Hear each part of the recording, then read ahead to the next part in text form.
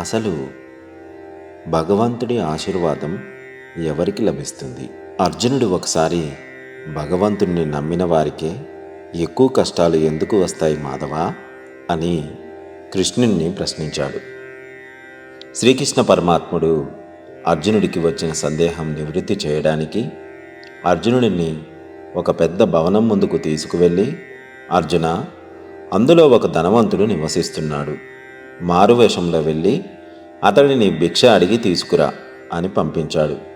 శ్రీకృష్ణుని సూచన మేరకు అర్జునుడు ఆ ధనికుని ఇంటి ముందుకు వెళ్ళి భిక్ష కోసం అర్థించాడు. అందుకు ప్రతిగా ఆ ఇంటి యజమాని బయటికి వచ్చి, అర్జునుణ్ణి చూసి, చూడడానికి దుక్కిలాగా ఉన్నావు, ఏదైనా కాయాకష్టం చేసుకొని బ్రతకరాదు అని కోపగించుకొని లోపలికి వెళ్ళిపోయాడు. ఇదంతా గమనిస్తున్న శ్రీకృష్ణుడు ఆ ధనవంతుడిని ఉద్దేశించి, నీవు అష్టైశ్వర్యాలతో వర్ధిల్లు అని ఆశీర్వదించాడు. ఇద్దరూ కొంత దూరం నడుస్తూ వెళ్ళిన తర్వాత కృష్ణుడు అర్జునుడికి ఒక పూరి గుడిసెను చూపించి అక్కడికి వెళ్ళి భిక్ష తీసుకురమ్మని పంపించాడు.